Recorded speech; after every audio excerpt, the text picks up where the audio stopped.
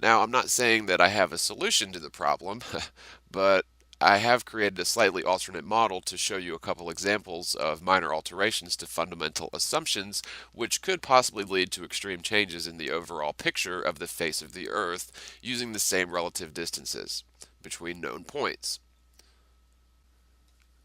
I totally believe that accurately mapping the face of the world is completely possible to achieve, but only if we free ourselves of all of these assumptions and allow for a fresh look at the entire process involved with mapping the world.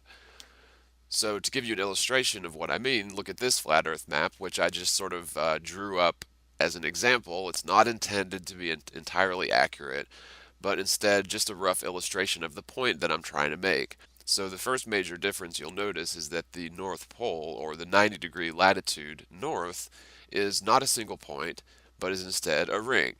This is one fundamental difference that could change the overall face of the Earth drastically in terms of mapping it. The other thing you'll notice is that the path of the sun is not perfectly circular, but instead is elliptical. So I could have drawn this perfectly circular, but instead I chose elliptical to illustrate a point. And of course, I could have moved this or could move this ellipsis laterally in any direction to cause a totally different face of the Earth. All of this being based on when is it day and when is it night, when is it high noon and when is it midnight. So those are sort of the points that we use to make our maps, and what we can see in the sky is sort of a misguided way to judge or to measure the ground.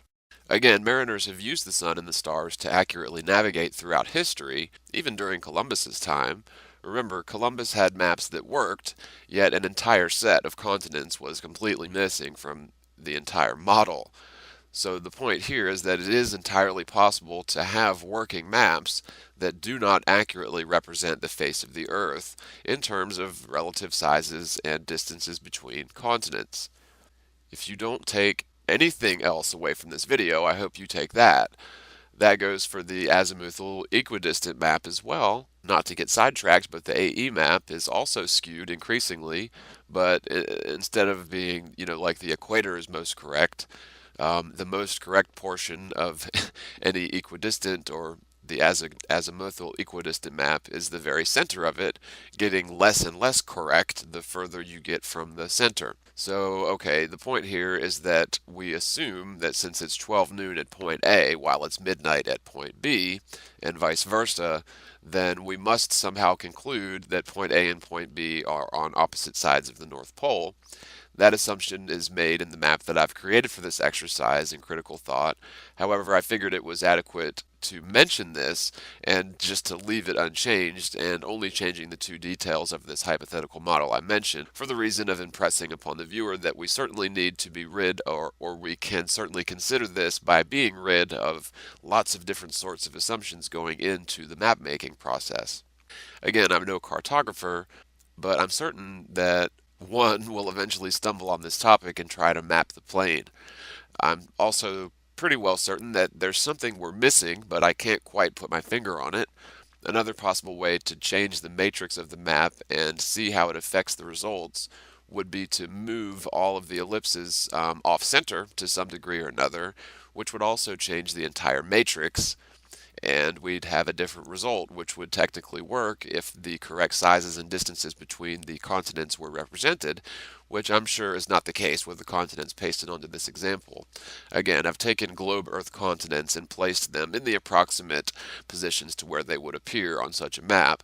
However, I did not take the time to redraw each continent based on coordinates of known places. One thing is for certain, there's no surefire way to take a snapshot of the entire face of the plane.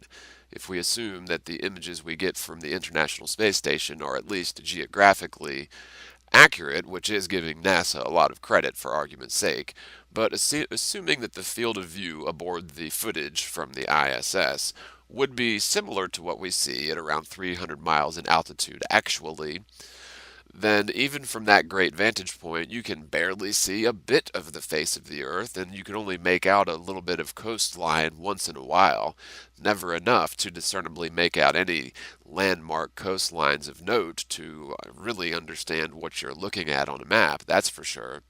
Another item that is critically important that I'll review really quick from Zetetic involves the line of sight to Polaris. This has been argued a bit lately, and I just thought it was important to revisit this point as it is very important, and it just so happened to be in the very same section as the other clip that I rolled, so it's just me being lazy and adding content. Let N represent the North Pole, EE the equator, CC the Tropic of Capricorn, and P the polar star. It will be evident that the line of sight CD, being a tangent to the Earth beyond the equator E, must diverge from the axis N and could not by any known possibility cause the star P to be visible to an observer at C. No matter how distant the star P, the line CD being divergent from the direction NP could never come in contact with it. The fact then that the polar star has often been seen from many degrees beyond the equator is really an important argument against the doctrine of the Earth's rotundity. If you can imagine in the heliocentric model that the stars overhead during summertime are supposedly on the opposite end of the universe during the winter, the simple disproof of the heliocentrism lies in the fact that we can indeed see many of the same constellations from winter to summer. Rowbotham's description of our line of sight on a hypothetical globe being a tangent to the curve is absolutely true and an excellent way to put it. So this means there's a certain point at your horizon line where you simply cannot see beneath the horizon to observe the stars, right?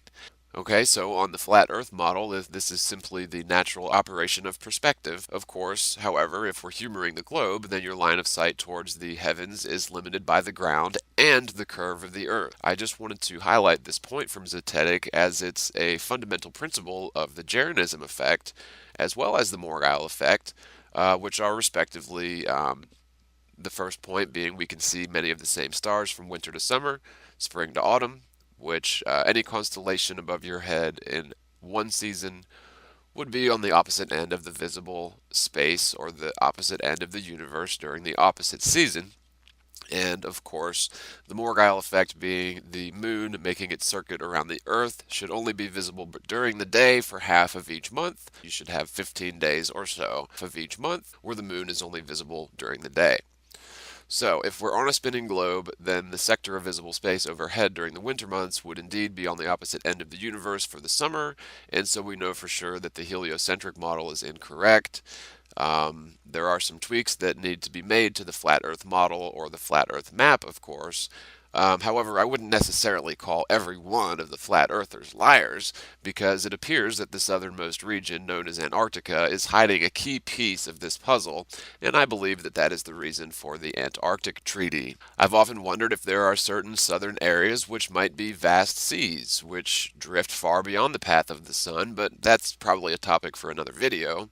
Hopefully I've helped some of you understand the issues we have with all maps, both in the globe Earth and the flat Earth maps, and I hope that you now understand why it's so frustrating to have ancient cartographers designing the matrix of our reality. Again, I think there's something we're missing which could involve some of the variables I've mentioned in this video, or maybe something completely different that we haven't thought of, but maybe something very simple. Usually it tends to be. It's important to remember that the behavior of observable celestial bodies is a clever way to manage one's reckoning upon the seas.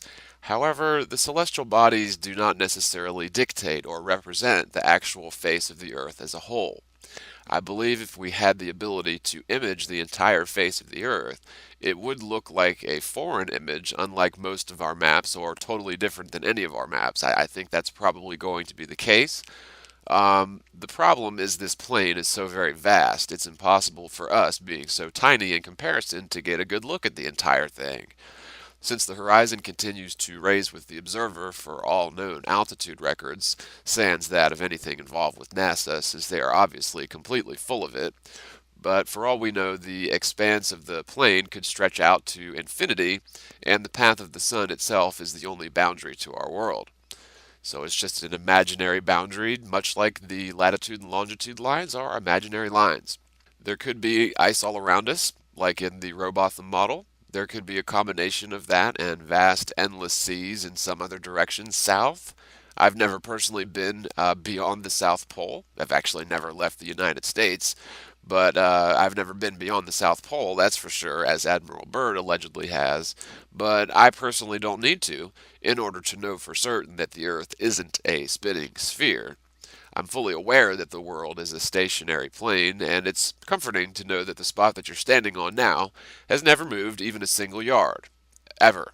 So I hope this has been informative, if not a revisit on some very important points that were brought up even by Robotham, even in Zetetic astronomy from the 1860s, confirming the idea that a flight from Chile to Australia is certainly doable, even in the model which Robotham had originally described so very nicely in Zetetic astronomy. The key distances from the three southern ports is so critically important to this argument, as the latitude lines south of the equator should not allow for such distances on a globe with the given proportions.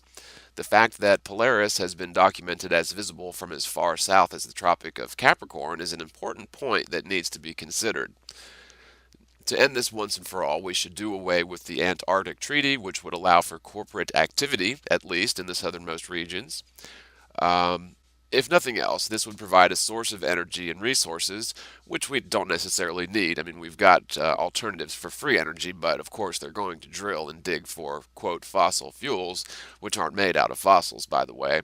But at any rate, it would provide a source of resources for the world and a place for these corporations to go dig that's not in our backyards for a good long while, well away from any sort of civilization or wildlife or rainforests, etc., etc. I'm fairly certain that select corporations are probably already there in the Antarctic, globe or flat, but I've set up a petition to abolish the Arctic and Antarctic treaties all the same, if for no other reason than to get these godforsaken corporations out of our backyards, fracking and strip mining the mountains, drilling and spilling oil all the time. The Antarctic would be the perfect place for that, since you're bound to bother exactly nobody, even if you totally screw the pooch like they do every few years, but especially like they did a few years back in the Gulf of Mexico, if you remember that debacle. At any rate, you can sign the petition anonymously, even if you're not a flat earther. It's really for everyone because the world belongs to all of us, not just the government. We've all taken this defeatist attitude as if the government owns everything, along with their incestual corporate brotherhood, but it's supposed to be the other way around. A lot of people don't realize this, but institutionally, the government and corporations were originally designed with one major commonality. Both the U.S. government and the idea of a corporation were both set up to benefit the commonwealth of the people in general to varying degrees of service. In terms of the government, the Constitutional Republic of America, it was designed to ultimately provide a service to free and independent people, which we obviously are not. And in terms of the corporations, they were originally set up as a sort of public trust created to fulfill some public goal or another, be it build a bridge or a water tower or whatever the case is. Corporations were never intended to make the CEO and the shareholders disgustingly rich, while the average wage for employees of most corporations is dropping when compared to inflation. This was never the idea. But prices are indeed getting higher while your dollar is getting worth less and less.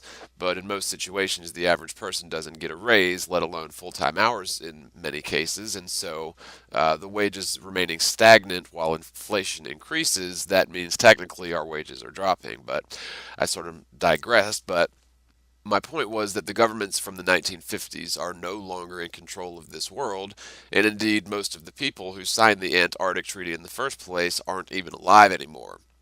It's high time we open up this topic for discussion, and we open up the Antarctic for the public good.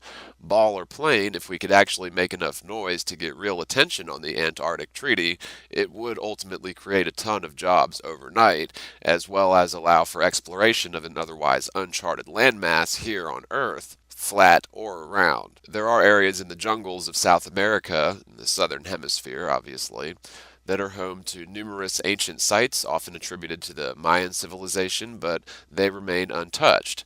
I believe this is owing to the sheer vastness of areas south of the equator, or areas in the southern hemisphere, which have been misrepresented, I believe, on all known maps. I'm sure that we'll eventually get this sort of question ultimately solved, but at this point I'm so tired of worrying about the exact map as if it's so important